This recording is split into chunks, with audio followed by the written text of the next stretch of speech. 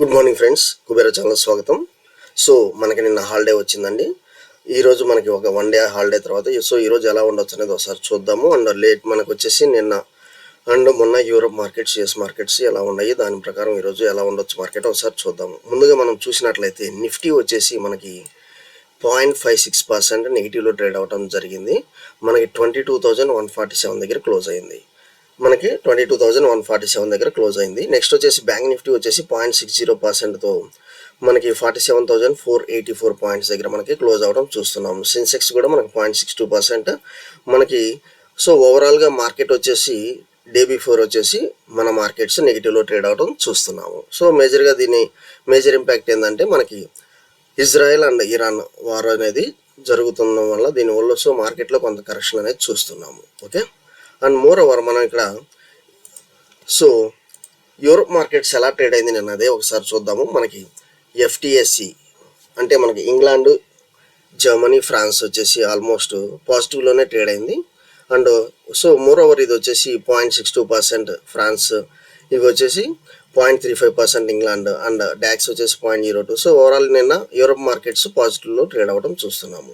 And US markets చూసినట్లయితే బాగా negative impact అయితే కలిగిందని డౌ జోన్స్, S&P, మేజర్గా నాస్డాక్ అంటే మన ఐటీ ఇండెక్స్ 1.15% డౌన్లో ట్రేడ్ అవ్వడం చూసాము. ఓకే, అండ్ ఈరోజు ఎర్లీ మార్నింగ్ ఫీచర్స్ వచ్చేసి యూఎస్ ఫీచర్స్ వచ్చేసి పాజిటివ్లో ఇక్కడ ట్రేడ్ అవుతున్నాయి. ఎర్లీ మార్నింగ్ పాజిటివ్లో ట్రేడ్ అవుతున్నాయి. సో ఓవరాల్గా మార్కెట్ సెంటిమెంట్ ఏందనేది మనం ఒకసారి గమనిద్దాము మన యొక్క చార్ట్స్ ద్వారా. సో మన యొక్క చార్ట్స్ ద్వారా మనం ఒకసారి చూద్దాము. ముఖ్యంగా చూసినట్లయితే మనకి నిఫ్టీ చార్ట్ ద్వారా మనం ఒకసారి చూద్దాము.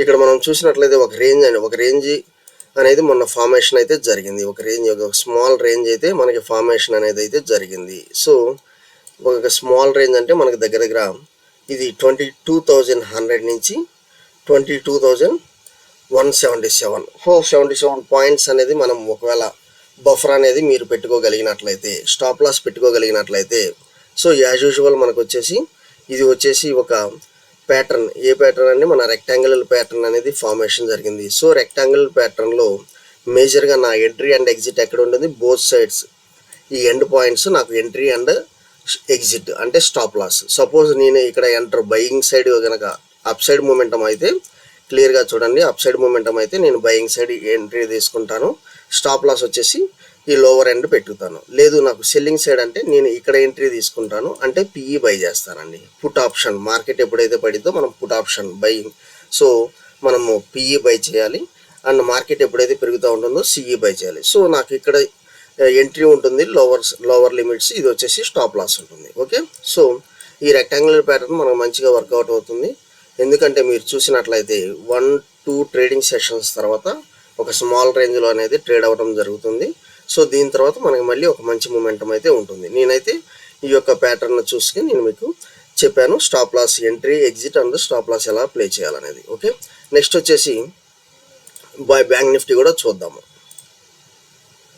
సో బ్యాంక్ నిఫ్టీ కూడా మనం చూసినట్లయితే ఇది ఒక స్మాల్ రేంజ్ అయితే ఫార్మేషన్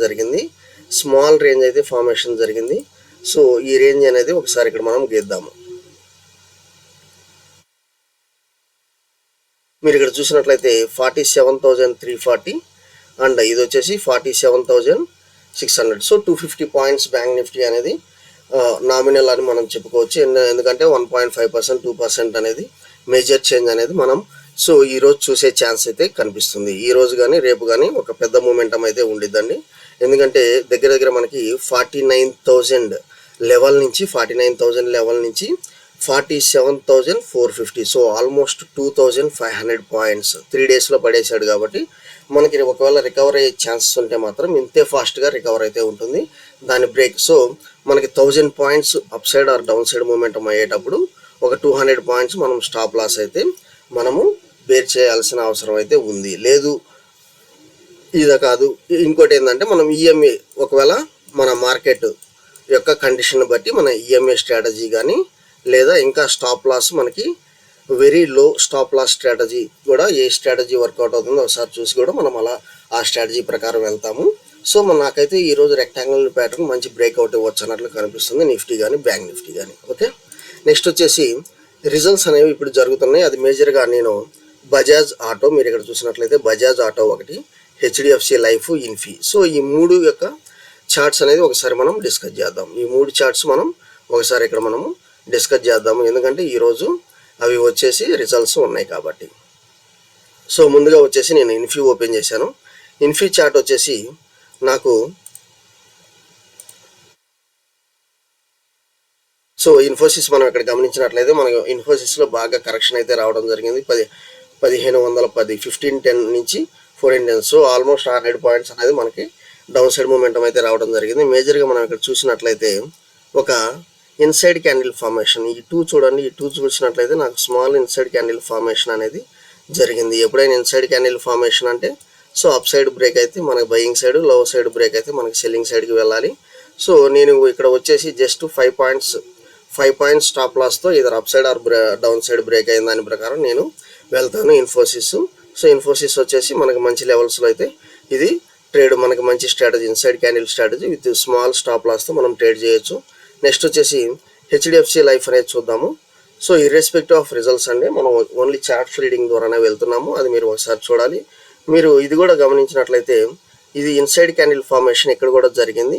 సో ఇది ఒక గ్రీన్ క్యాండిల్ మనకి బిగ్ క్యాండిల్ ఫామ్ అయింది, దాని లోపల మనకి స్మాల్ రెడ్ క్యాండిల్ అనేది ఫామ్ అయింది. సో నాకు ఇది వచ్చేసి 602 అనేది స్టాప్ లాస్ పెట్టుకుంటే నాకు up side 606, okay, up side వచ్చేసి నాకు 607 వేసుకోండి, లోవర్ సైడ్ వచ్చేసి 602.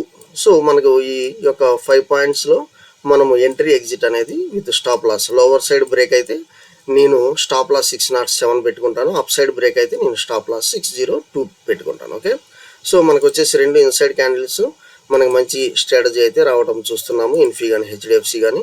సో అండ్ మోర్ ఓవర్ ఇది కూడా చూసినట్లయితే ఈవెన్ బజాజ్ ఆటో కూడా నాకు inside candle formation 50 minutes inside candle formation ఉంది. సో మీరు వచ్చేసి ఇన్సైడ్ క్యాండిల్ స్ట్రాటజీ ఒకవేళ మీకు క్లియర్గా అర్థం అవ్వలేదు, ఈఎంఏ కానీ ఇన్సైడ్ క్యాండిల్ స్ట్రాటజీ లేకపోతే రెక్టాంగులర్ ప్యాటర్న్ అంటే ఓన్లీ దాని వాటికి మనము ఒక 5 మినిట్స్ వీడియో అయితే చేసి ఓన్లీ ఒక స్ట్రాటజీని మనము ఎలా అప్లై చేయాలనేది కూడా మనము మన వీడియో ద్వారా మీకు పోస్ట్ చేస్తాను. ఓకే, ఏదైనా క్వెరీస్ ఉంటే మనం డిస్కస్ చేద్దామండి, మన వాట్సాప్ గ్రూప్ ద్వారా పింక్ చేయండి. మోర్ ఓవర్ మీరు మన కామెంట్ సెక్షన్లో కామెంట్ చేస్తే ఇంకా మనకి డిస్కస్ చేయడానికి బాగుంటుంది. ఓకే, థ్యాంక్ యూ అండి. Follow for important updates.